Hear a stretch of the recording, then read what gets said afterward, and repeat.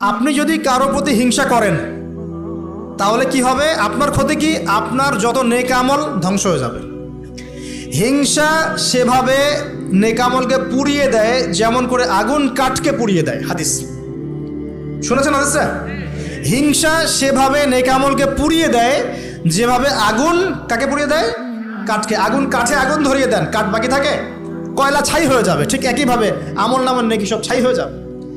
আর যদি আপনাকে কেউ হিংসা করে, ঈর্ষা করে, মানে ঈর্ষা না, হিংসা করে এবং আপনার দিকে বদনজর দেয়, হ্যাঁ, আপনার ক্ষতি চায়, আপনার সাথে কুফুরি করে ইত্যাদি, তাবিজ কবজ করে, তখন আপনারও ক্ষতি হতে পারে। চোখ লাগলে, বদনজর হলে, তাবিজ কবজ, আপনার ক্ষতি হতে পারে। আর এই ক্ষতি থেকে আপনি বাঁচবেন কিভাবে? এটা তো আপনার হাতে নাই, তাই না?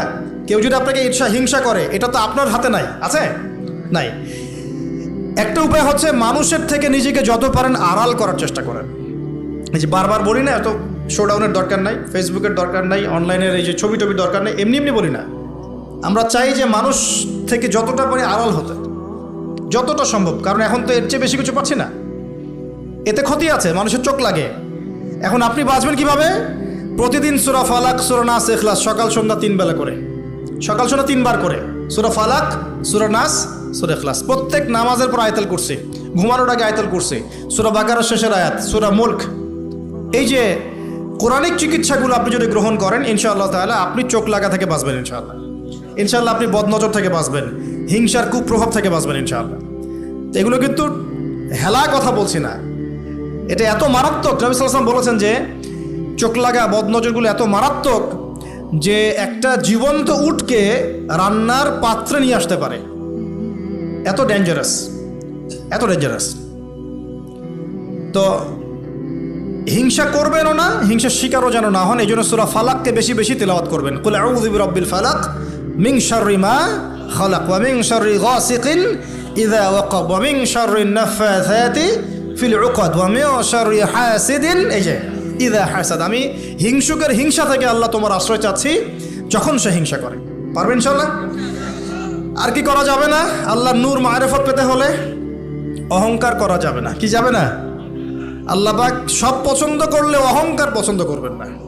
আল্লাহ পাক অহংকার পছন্দ করবেন। আল্লাহ পাক অনেক পাপ মাফ করে দিতে পারেন। অহংকার আল্লাহ পাক খুব কঠিনভাবে ধরেন। আল্লাহ পাক খুব কঠিনভাবে অহংকারীকে আল্লাহ পাক কখনোই পৃথিবীতে টিকতে দেন নাই। অহংকার আল্লাহ পাকের চাদর, এটা ধরে কেউ টান দিতে পারে না। তো মনের মধ্যে যদি অহংকার থাকে, কোশ্চিন কালেও ডিগ্রি সার্টিফিকেট অর্জন করেও আল্লাহর নূর পাওয়া যা, আপনি খিদির হতে পারবেন না, সিচুয়েশন বুঝতেও পারবেন না, সলিউশনও বের করতে পারবেন না। একজন সত্তার কথা বলে দেই, আমি আলোচনা গুটিয়ে নিচ্ছি আস্তে আস্তে ইনশাল্লাহ। একজন সত্তার কথা বলি, ইবলিস নাম আছে, মনে আছে? ইবলিস, সে কি আল্লাহর একজন আবেদ ছিল না? ইবাদত করে নাই? তার জ্ঞান ছিল না? প্রচণ্ড জ্ঞানী ছিল, আল্লাহ পাকের প্রচুর ইবাদত করেছে। কেন জাহান্নামী হলো? কি কারণে জাহান্নামী হলো? দেখেন, সে আল্লাহ পাকের আদেশকে লঙ্ঘন করেছে, সেজদা করে নাই, এই তো। আদম আলাইহিস সালামও তো গাছের কাছে চলে গিয়েছেন, তাহলে আদম আলাইহিস সালামও তো গাছের কাছে গিয়েছেন, আল্লাহ পাকের হুকুমটা লঙ্ঘন হয়ে গেল না? ইবলিসও তো লঙ্ঘন করেছে, তাহলে উভয়ের মাঝে কি পার্থক্য? পার্থক্যটা হচ্ছে আদম আলাইহিস সালাম ভুল করে তওবা করে ফিরে এসেছেন, অহংকার করেন নাই, করেছেন? পক্ষান্তরে ইবলিস ভুল করেও তার উপর অটল থেকেছে। সে বলেছে খলাকতানি মিন নার ওয়া খলাকতাহু মিন তিন। আল্লাহ, আপনি যে আমাকে বলছেন আদমকে সেজদা করতে, আপনি ভুল, আমি সঠিক। নাউজুবিল্লাহ। এই যে আবা ওয়াস্তাকবার, সে উদ্ধত হলো এবং অহংকার প্রদর্শন করলো, এই একটা কারণেই আল্লাহ পাক কি করেছেন? তাকে চিরস্থায়ী জাহান্নামে দিয়েছেন। কথা কি বুঝতে পারছেন?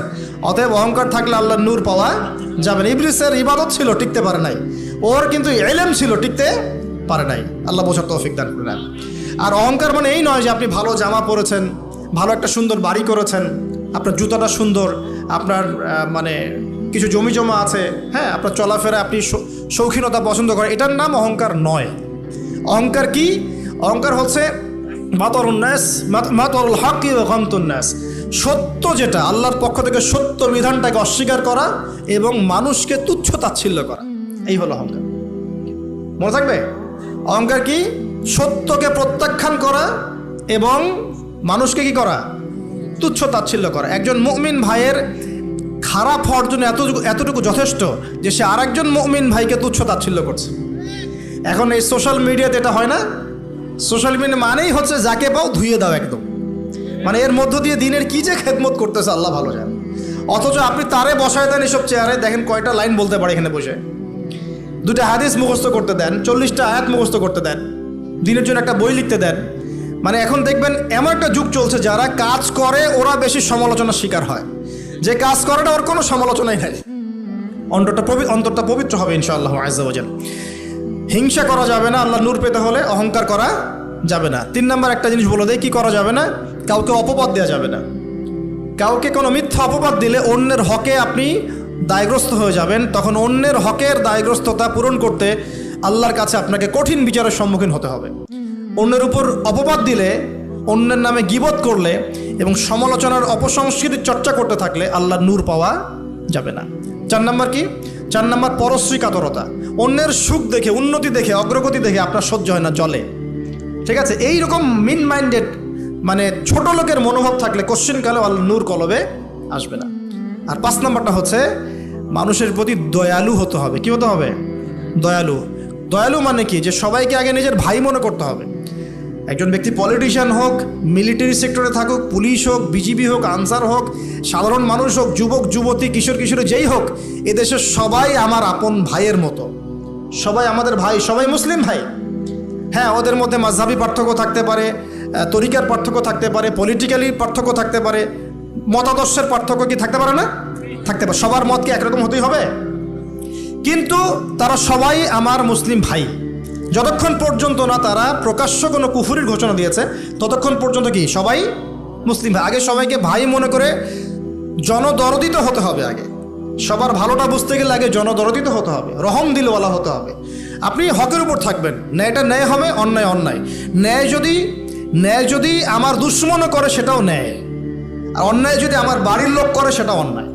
একটা সৎ অন্তর লাগবে তো আগে। এই রহম দিলওয়ালা না হতে পারলে খিদির হওয়া যাবে না। কারণ আল্লাহ পাক খিদির সম্পর্কে বলেছেন যে আমি খিদির আলাইহিস সালামকে আমার পক্ষ থেকে রহমত দিয়েছিলাম, দয়া দিয়েছিলাম। সুবহানাল্লাহ। ওয়া আল্লামনাহু মিন লাদুন্না ইলমা, এবং আমি আল্লাহ খিদিরকে আমার পক্ষ থেকে জ্ঞান শিক্ষা দিয়েছিলাম। তো এই কয়েকটা বিষয় করা যাবে, আর কিছু কিছু বিষয় করা যাবে না। এগুলো যদি মেনে চলতে পারি ইনশাআল্লাহ আমাদের কলবের মধ্যে আল্লাহর পক্ষ থেকে আল্লাহর নূর আসবে। সেটা হলো, কোরআন একটা সূরা আছে, সূরার নামই হচ্ছে সূরা নূর। কি নাম? এই সূরার উপর যদি আপনি আমি আমল করতে পারি ইনশাআল্লাহ তাআলা আল্লাহর নূর এবং মারিফত পাওয়া যাবে। কেন পেতে হবে এগুলো? কারণ এগুলো পেলে আমরা সেটা দেখবো যা সবাই দেখতে পারবে না, আমরা সেটা শুনবো সবাই সেটা শুনবে না, আপনি সেটা উপলব্ধি করবেন সবাই সেটা উপলব্ধি করতে পারবে না। বাহ্যিকভাবে সবাই একটা কিছু বুঝবে, কিন্তু আপনি রিয়েলিটি বুঝতে পারবেন যে আসলে বাস্তবটা কি হচ্ছে। এবং বাস্তবতা বুঝতে পারলে পরেই আমরা ইনশাআল্লাহ তাআলা ওই ফিতনাগুলো চিহ্নিত করতে পারবো, সেখান থেকে বাঁচার পথ খুঁজতে পারবো ইনশাআল্লাহ।